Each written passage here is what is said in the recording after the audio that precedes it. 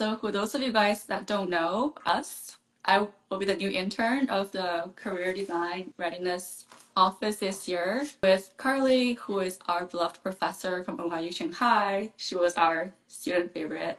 And I'm so excited to have her with me on my first social work journey series. So Carly, tell us about yourself. I know you're a career changer and global social worker. I know you worked in nonprofits before. You did a grant underwriting, but now you're working at NYU at the Changemaker Center.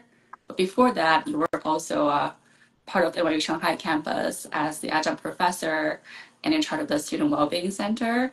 So tell us about, how you started with all that. What made you decide to do global social work? What made you want to study at NYU, do MSW, and how that brought you here today? So first of all, I want to say thank you, Shuiran, and thank you to Silver for having me as a guest. I'm really excited to be here and talk to social work students about my career path. You gave a little bit of an overview, but I think I can try to sort of briefly share my career journey in social work. So I'm all of the things that you just mentioned. I came to social work mid-career as a career changer, and the early part of my career was in work in nonprofits, and I've always considered myself to be a community-oriented and community-based person, and I still consider myself to be a community-oriented social worker. In the early part of my career, I worked sort of a pretty standard nonprofit career path in the US. I was based in Chicago. I did work in Chicago Public Schools for about 8 years. I worked with various nonprofits. I did some different functions in the nonprofit world around program facilitation, fundraising, program assessment. My original bachelor's degree was in urban planning, public policy, and public affairs. And I was quite focused in my undergrad studies on community development and especially participatory community development. So the global part of my career started actually not with social work, but with just jobs. So I decided after some years of working in nonprofits that I wanted to do something different, and I did 2 years of Peace Corps service. So I actually went, that's for those who might not know, it's an opportunity for US citizens through the US State Department to go live and work in a very intense and integrated way with communities all over the world to do participatory development work. So I did a 2-year contract where I went to a very different place in the world. I was in the South Pacific Islands.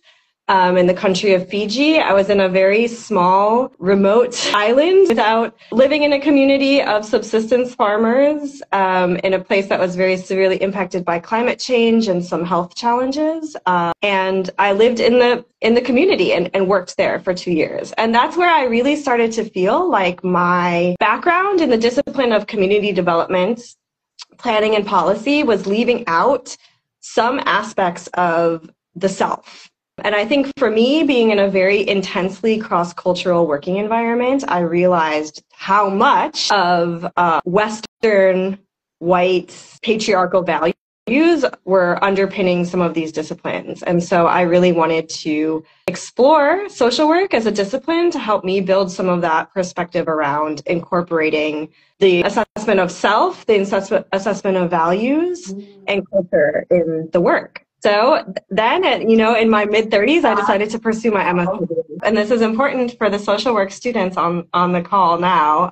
My first year practicum placement was at NYU Shanghai Student Health Center. So I utilized my time as a first-year student in that practicum placement to build up relationships and actually was invited back to work in a full-time role after I graduated. So all of you first-year students, keep that in mind. Second-year students, too. So I guess that's my second question about what made you decide to stay in Shanghai for 5 years and become a professor and pursue all this global social work while just having graduated, and that became your whole career path with just one internship. It seemed like a big snowball effect. I don't know if you had that deliberate plan or it just so happened and then it all just worked out for you because you were very good at what you did. From the student experience, I can speak for myself and a few folks here from my cohort. I feel like you're very passionate about teaching and curating student well-being experiences, and just all came together very beautifully. Well, Thank you for the question and for that. What I can say, I think I can answer this question about myself, but I think I can also say something that working with other social work students, I think is helpful advice, which is I entered my MSW. Again, I was a non-traditional student. I was already some years into my career. Doing an MSW represented a shift for me. When I started my MSW, I wasn't really clear what I wanted to do. And since then, I've met a lot of students who are in similar positions of not being totally clear about what they want when they begin MSW. And I've also met a lot of students who start their MSW thinking they know exactly what they want to do when they finish, and that changes over the course of the 2 years or however long you take to finish the program. So actually, I think for myself and for other students who are maybe in their education and not super clear about what they want to do, I encourage everyone to actually think like a social worker and see that openness and curiosity as a strength. Because actually it can open up a lot of career paths for you at different pathways. When I was a first year student studying in Shanghai, I had no idea that I would come back and work there. And one of those being, again, that deep dive into real cross-cultural learning and practice. That's something that I'm really passionate about, and that's something that I wanted in my education, and I wanted to continue in my career. And another thing is that I was clear that I was a community-oriented social worker. And I think that in a college campus setting or a university setting, like that is a space where you can really community. It's maybe not a traditional community or the first thing you think about as community, but in those types of roles, especially in Shanghai and in my current job in New York, I have a role that serves the entire student body. Really a place that can be a really good fit to be a community-oriented social worker. So for me, I think that the staying in Shanghai actually fulfilled a lot of those core passions that I had in my own career journey. And I would just encourage students to also go through that process of reflecting on the few core things that you really want and then stay open. Sounds like those core things are having the theme throughout this journey, even though you didn't know where it will lead you to, whether it would be in Shanghai or elsewhere. But yeah, those have stayed with you over time. Yeah, so I think that's a good leeway to tell us a little bit about what you do now at the Changemaker Center and how students can connect with you. Yes, thanks. I realized I didn't say that earlier, so I probably should. Yes. So my current role is I work at the NYU campus in New York, Washington Square. I work out of an office called the Changemaker Center. So for those who are current NYU students who are watching this, we are an office that serves all students at NYU, whether you are graduate, undergraduate, international student, study away. Our office offers a few different supports around leadership and social impact. So we have programming series that helps students understand what being a leader means to you, what issues you're passionate about, and what you want to do to make change in the world. We also house the Office of Global Awards, which is primarily for undergraduate students who are interested in pursuing some prestigious awards or research fellowships.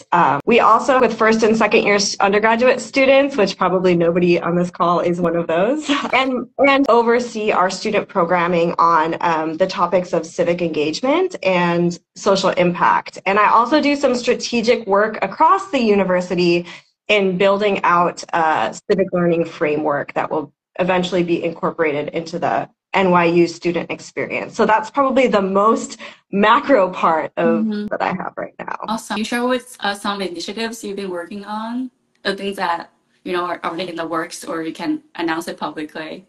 Yeah, sure. Well, one thing that I would like to share, if there are MSW students seeing this, especially if you're in your first year. So our office offers a social sector leadership and diversity fellowship for 18 months. This is a small group program that provides support and career coaching, and it centers experiences of students of color. And the goal is to support students in closing the racial gap in social service leadership roles in the career world. So that application is open now. If there's any students who are interested in that, you're welcome to contact me or stop by the Changemaker Center. We also offer a mini grant. So we'll offer a $500 grant for students to host your own event or program on campus that centers the experience of a marginalized or underrepresented group. So if you have an idea of a conversation that you'd like to have on campus, a speaker that you'd like to host, come to us and we'll give you some funding for that. We'll actually give you space and everything on campus to do that as well.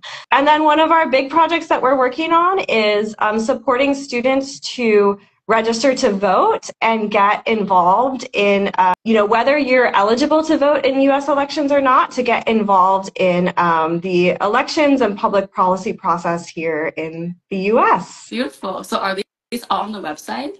Can we just look up NYU Champion Center? They are all on the website. What's the best way to stay tuned?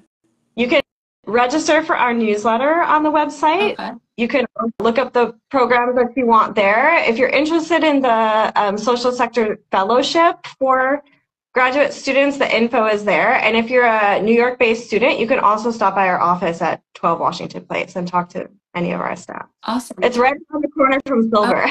Oh, yes, that's conveniently located, yes. Do you guys have any questions? Feel free to drop them in the chat. Oh, Emma just said this is a great conversation. Thank you, Emma. So helpful. Oh, thank you, Emma. Yeah, if you have any questions, feel free to drop it down below. But now we're going to talk about more social work values.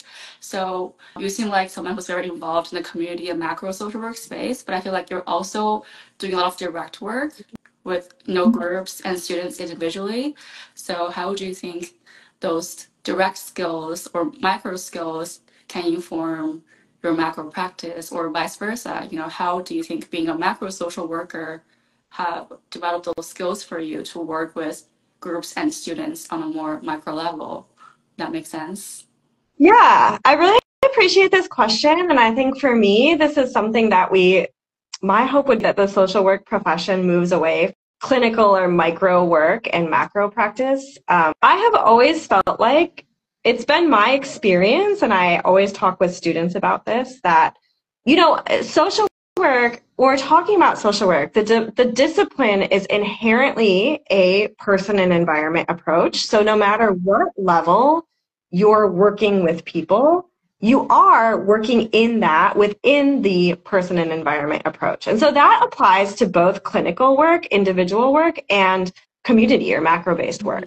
So I really strongly believe that building skills anywhere along that micro to macro continuum help you as a practitioner at any level on that curriculum. One thing that I often talk to students about is the fact that even if you're not in a clinical position, even if you're working in an organization, in an administrative role, in a non-social work role in your career, none of us work in isolation. So we're always working together with people, and the clinical skills, the social work skills that you can bring to any interpersonal relationship is a strength in any working. So you don't have to have a therapeutic relationship with your colleagues, but the ability to, as a social worker, recognize the whole self of people who you are working with or people who you're working on behalf of, the ability to recognize dynamics of power and privilege in every interpersonal interaction, the ability to implement the clinical skills of listening, of, reflecting and reframing, of all of the things that we learn in our clinical, it's like those are skills that apply to any type of work that you do. Yeah. So I actually I feel like I use a clinical skill set every single day, although I've never been in a clinical social work job. That's how, is Jessica your friend, by the way? Or yeah. She asked a really good question that I think would be great for the audience. What do you think is the best opportunity for students to affect change in the academic environment? Yeah, I appreciate the question. And I know that Jessica also works in higher education. So she's asking this as a colleague and a friend. So I'm going to say, thinking as a social worker, I think the best thing to do is for students to really think for themselves about the issues and the places that need change. I think there's a lot of things that can change right now in the academic environment. There's a lot of different levels you can look at that, right? There's campus climate, which has had a lot of challenges recently. There's issues around affordability in college access and educational access. There's policy issues in the US around things like DEI and equity in higher education. And then there's a lot of individual experiences on campus and issues. I mean, I think sometimes the biggest issues that students face are around, what's happening in their own classroom or what's happening with their own, local campus support systems and resources. So I would say as students, the thing that you can do, the starting point is to talk with each other and think about what are the issues that are most important to you. And from there, reach out and start to figure out who on campus are your advocates and champions or your barriers to making those change happen. So I think one of the things I've learned as someone who's worked on the admin side in higher education for some years is that on any college campus, there's actually a lot of folks who are very supportive of students, but sometimes that doesn't mean that policy change is easy or that change is easy, but there typically are a lot of champions out there. And I think for those of us who work in admin roles on college campuses, our job is to listen to students and to make space for students as co-creators and true partners in understanding how the work is shaped. But yeah, those of us who are working as admins, like our number one job is to listen to students and do what we can to bring students in as co-creators. Just like what we're doing now. So I have another question. What inspires you the most in your work as a social work professor, faculty, OIU alumni member at Silver? Yeah, I was breaking up a little, but just what inspires you the most in your social work journey? Well, I'm still on my journey, so I don't know what I'm going to do in my future long term. I think something that has been really meaningful to me has been the ability to, with students, especially students in Shanghai and students in the Shanghai program. I think I feel in this moment, I feel very passionate about social work education opportunities for students who don't come from US and Western backgrounds. I think there's a lot for our discipline to grow and understand around, not just maybe building out the foundation of anti-racist and anti-oppressive work to also include a critical indigenous, so recognizing how these processes of healing, of restoration, of therapeutic connection happen outside of what we're often taught they look like in the Western world. Yeah, I think that for me, having the opportunity to work with students in Shanghai and in this global program has pushed me to really think about what our discipline and our profession needs. And that's something that I'm hoping to work on more long-term in my career. I think in my current role, I can do that in some small ways. I think that I'm proud of the work that I've been able to do here in New York around making sure that all of our programming around civic engagement and even elections work is accessible for international students, that we're creating access for students who maybe are not able to vote in US elections or participate directly in electoral politics, to still understand how they can engage and how they can make a difference. And I think that's something that I really want to build on. Yeah, I hope I have the opportunity to continue doing that with social work students. Cool, awesome. Last question is, what advice you would give? I think you already talked about this just now, but what advice would you give to current MSW students as they're exploring their social work identity, path, focus, etc.? I think one thing, I think I have a few. One, I would just say in general to stay open. I think a career is long, and people who are really clear about what they want to do. But I think it's much more common story that there are people who have various interests, and there's actually a long time to explore and evolve in your career. So I think that especially in your first year of MSW education, actually throughout your whole MSW education, I would encourage students to just stay open to possibilities. I think something for me about the social work discipline is that there is such a strong values foundation in a strengths and empowerment approach to the work, in anti-oppressive, anti-racist practice, in this ability to see connections between self, family, community, environment, institutional and policy context. These are the unique skills of the social work discipline, and these are values foundation is a strength in any role that you have in your future career. So some people have a critique of social work that it's too broad of a profession, but I think that's actually very exciting. And I think that as someone who's a social worker who's never been in a traditional social work job, I think that there's so much value and meaning that social workers can bring to so many aspects of work all over the world at every level. So just hold on to the core values and stay open to where that takes you. That's my advice.